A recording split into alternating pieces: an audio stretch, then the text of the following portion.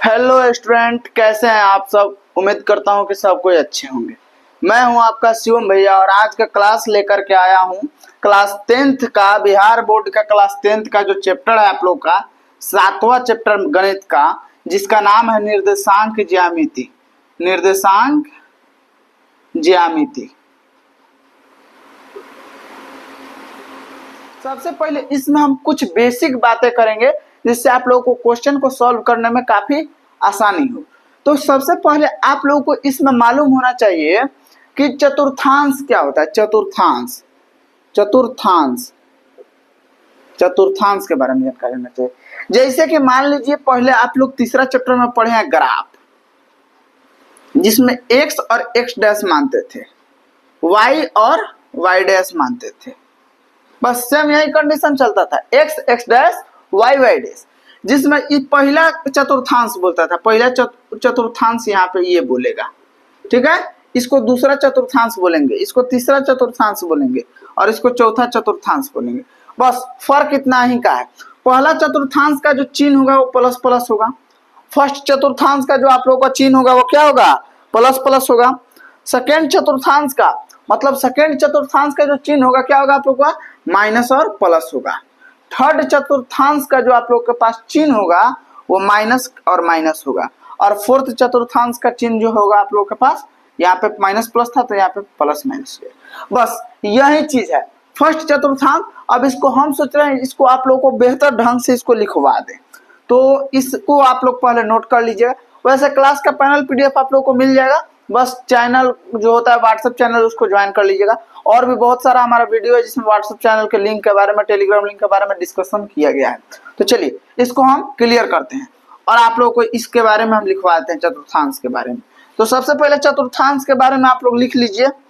निर्देशांक ज्यामिति इधर लिख लीजिए, चतुर्थांश चतुर्थांश चतुर्थांश और इधर लिख लीजिए चिन्ह, ठीक है। ये फर्स्ट चतुर्थांश में क्या चिन्ह होगा, तो प्लस और प्लस होगा। सेकेंड चतुर्थांश में चिन्ह क्या होगा, तो माइनस और प्लस होगा। थर्ड चतुर्थांश का जो चिन्ह होता है प्लस प्लस होता है, माइनस माइनस होता है। और फोर्थ चतुर्थांश का जो चिन्ह होता है वो प्लस और माइनस होता है। बस इतना ही आप लोगों को क्लियर होना चाहिए। ये चिन्ह का कुछ बेसिक बातें कर लिए जिससे आप लोगों का चिन्ह क्लियर हो जाएगा। चलिए और अगला अभी का हम लिखा देते हैं इसका कुछ महत्वपूर्ण बातें, कुछ महत्वपूर्ण तथ्य पॉइंट कहिए तो। जैसे कि आप लोगों को पता है कि आप लोग क्या कर सकते हैं कि x को क्या कहा जाता है, x को भुज कहा जाता है। x को भुज कहा जाता है। x को भुज ऐसे लिख लीजिए, x को भुज तथा y को कोटि कहा जाता है। एक सेकेंड, यहाँ पे x अक्ष लिख लेते तो बेहतर रहता। x अक्ष को भुज तथा y अक्ष को कोटि कहा जाता है। x को भुज और y को कोटि कहिएगा कभी भी। अब मतलब आप क्या समझ सकते हैं कि यहाँ पे पहले अगर कुछ भी रहे तो फर्स्ट वाला को x कहते हैं और सेकंड वाला को y कहते हैं। जैसे इसको ऐसे लिखा रहता है x y के रूप में होता है, तो यहाँ पे जो फर्स्ट वाला आप लोगों का x है इसको भुज कहेंगे, इसको क्या कहेंगे, भुज कहेंगे, और इसको क्या कहेंगे, कोटि कहेंगे। बस यही फर्क है, फर्स्ट वाला को भुज और सेकंड वाला को कोटि। इतना आप लोग के पास दिमाग में रहना चाहिए। नेक्स्ट जो सेकंड आप लोगों को सेकंड में क्या बताना है, बहुत ज्यादा आज गर्मी है और अभी हम रात में 9 बजे 9:30 के करीब में हम वीडियो बना रहे हैं, ठीक है। तो आप लोगों का जो निर्देशांक क्या होता है, निर्देशांक जो आप लोग का होता है अभी यहाँ पे बताए एक्स वाई, यही जो है आपका निर्देशांक है। निर्देशांक क्या है, एक्स वाई, ये निर्देशांक है आप लोगों का, ठीक है। तो निर्देशांक क्या हो जाएगा आप लोग के पास, एक्स वाई। बस आप लोगों का इतना क्लियर है कि निर्देशांक एक्स वाई होता है।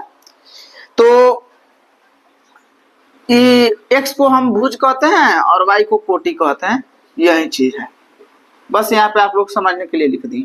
थर्ड पॉइंट में आप लोगों को अगर मान लीजिए अगर निर्देशांक आप लोग के पास यदि मान लीजिए यदि अगर एक ही चीज है x बराबर y हो तो x बराबर अगर y आप लोग को हो तो आप लोगों को क्या करना है, एक्स वाई इक्वल में क्या हो जाएगा वाई एक्स कॉमा दे करके, बस ये होगा।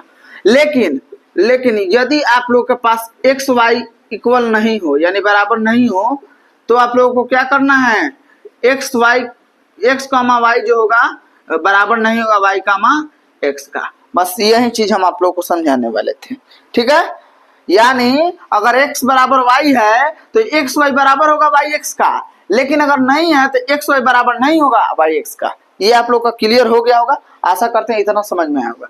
नेक्स्ट अगला पॉइंट एक हम बता देना चाहते हैं आप लोग को कि आप लोग पहले पढ़े हैं कि जिस बिंदु पर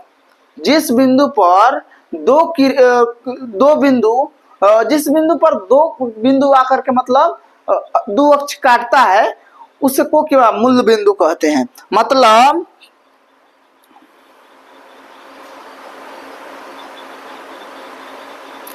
आप लोग को हम ये चीज आप लोग को पहले से क्लियर होगा कि जिस बिंदु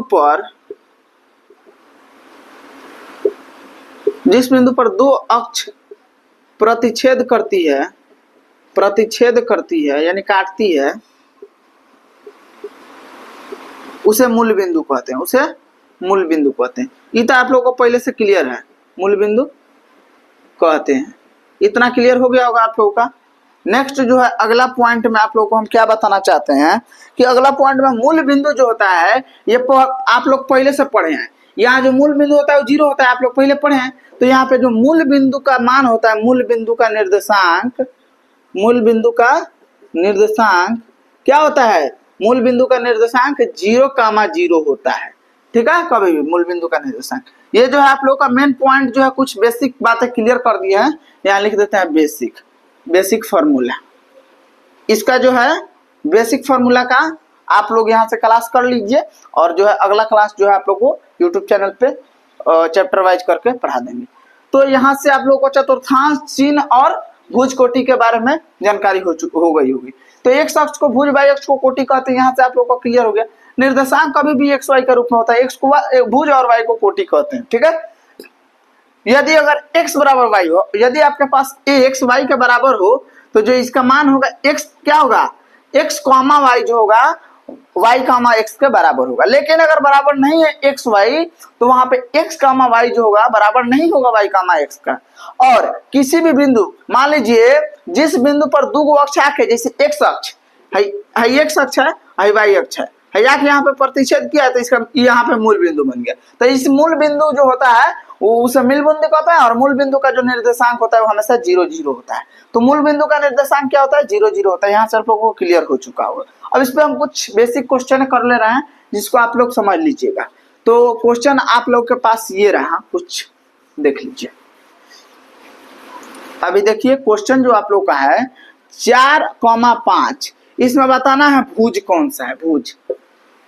तो भुज बताना है तो सबसे पहले आप लोगों को मालूम है फर्स्ट वाला x और सेकंड वाला y होता है।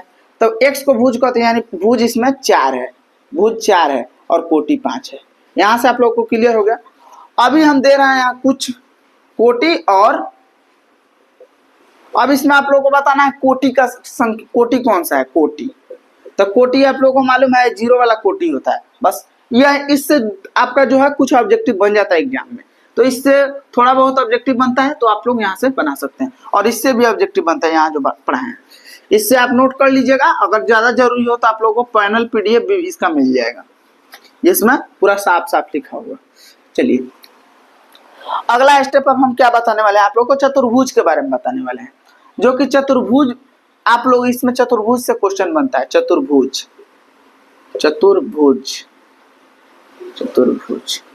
इस चतुर्भुज को बढ़िया से आप लोग पढ़ लीजिएगा, ठीक है। इस चतुर्भुज में पॉइंट देखिए हम कितना पॉइंट में इसको बांट देते हैं। पहला को वर्ग में बांट देते हैं, वर्ग। पहला को इसमें लिख देते हैं पहला। दूसरा को क्या लिख दें, पहला को वर्ग लिख दें। दूसरा को हम लिखना चाहें तो क्या लिख सकते हैं, सम चतुर्भुज लिख सकते हैं। सम चतुर्भुज सम चतुर्भुज ये दूसरा है, ठीक है। नेक्स्ट हम एक और ले लेते हैं, तीसरा। यहाँ पे लिख देते हैं तीसरा।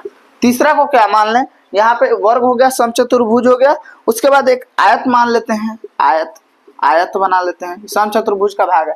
आयत के बाद आप लोग पढ़े हैं समांतर चतुर्भुज, तो 4 नंबर में जो ले लेते हैं समांतर चतुर्भुज। इतना ही नहीं, इस सब का डिफाइन आप लोग कीजिएगा, डिफिनेशन लिख लीजिएगा, जो कि बेहतर होता है। उतना कुछ खास नहीं लिखवाएंगे, थोड़ा शॉर्टकट में क्लियर कर दे रहे हैं, जिससे आप लोग समझ लीजिए, क्वेश्चन इससे टच हो जाए, ऐसा क्वेश्चन छूटे नहीं। जो भी क्वेश्चन आप लोग के एग्जाम में बचा, वर्ग जो होता है, वर्ग आप लोग बच्चा में क्या पढ़ेंगे, बच्चा में आप लोग के पास इतना नॉलेज होना चाहिए कि जो इसका चारों भुजा होता है, इसका चारों भुजा होता है वो बराबर होता है, चारों भुजा बराबर होता है। तो लिख दीजिए इसकी चारों भुजा वर्ग है, इसकी क्या बता रहे थे, यहाँ तक आप लोगों को क्लियर हो गया, वर्ग, समचतुर्भुज, आयत और समांतर चतुर्भुज। तो इसकी जो चारों भुजा है वो क्या होती है, बराबर होती है, बराबर होती है, तथा दोनों विकर्ण भी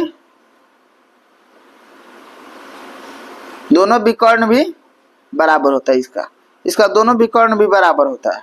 यहां तक आप लोग इसको क्लियर कर लीजिएगा। इसका चारों जो भुजा होता है ये भी बराबर होता है और दोनों विकर्णों बराबर होता है। यहां तक आप लोग को क्लियर हो चुका होगा। नेक्स्ट जो है समचतुर्भुज है, इसका जो है उसका चारों भुजा बराबर होती है, ये आप लोगों को क्लियर है, ये कहीं से इसमें कोई दिक्कत नहीं, इसकी भी चारों भुजा बराबर होती है, चारों भुजा बराबर होती है, इसकी भी चारों भुजा बराबर होती है। लेकिन इसका दोनों विकर्ण बराबर नहीं होता है, विकर्ण बराबर नहीं होता। ठीक है, इतना आप लोग दिमाग में रख लीजिएगा कि इसका चारों भुजा बराबर होगा लेकिन इसका विकर्ण बराबर नहीं हुआ। जैसे इसका विकर्ण बराबर हुआ था और चारों भुजा बराबर हुआ था, लेकिन यहाँ पे नहीं हुआ। इतना क्लियर, बस दिमाग में रख लीजिएगा, इससे क्वेश्चन आपका टकराएगा। इसका जो होता है, इसका आमने सामने का भुजा बराबर होता है, आमने सामने का भुजा बराबर होता है, तथा दोनों विकर्ण भी इसका क्या होता है, दोनों विकर्ण भी बराबर होता है इसका। आप लोग इसको बढ़िया से अलग अलग लिख करके और बढ़िया से इसको डिफाइन, मतलब जिस प्रकार करते हो वैसे आप लोग लिख लीजिएगा। समांतर में क्या होता है, इसका भी आमने सामने का बराबर होता है। ठीक है, आमने सामने, यहाँ पे शॉर्ट में लिख देते हैं, आप लोग अपना सही से लिख लीजिएगा, आमने सामने का बराबर होता है। लेकिन इसका जो विकर्ण है, विकर्ण नहीं होता है बराबर, दोनों विकर्ण बराबर नहीं होता है। बस यहाँ तक क्लियर कर लीजिएगा। आमने सामने बराबर होगा,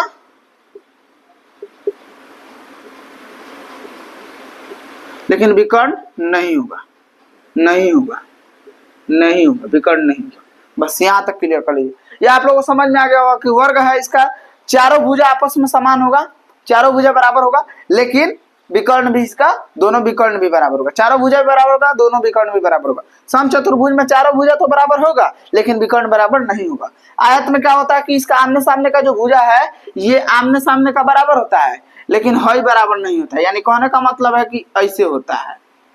समझ में आया कि आमने सामने का इसका भुजा जो है बराबर होता है केवल, और विकर्ण जो होता है वो बराबर, विकर्ण भी बराबर होता है। कहने का मतलब ऐसे होता है, इसका बराबर ये होगा और इसका बराबर ये होगा, तो ये विकर्ण बराबर है और ये भी बराबर है, ये होता है आयत जैसा मतलब। और समांतर चतुर्भुज का सेम यही है कि आमने सामने का जो विकर्ण होता है बराबर नहीं होता है, लेकिन आमने सामने का जो कोण होता है, आमने सामने की भुजा बराबर होता है, विकर्ण बराबर। त्रिभुज देख लेते हैं। अभी तक तो उसको देख लिए, चतुर्भुज खत्म हो गया, अब त्रिभुज को खत्म। त्रिभुज का जो 3 पार्ट बना देते हैं, समबाहु, समद्विबाहु,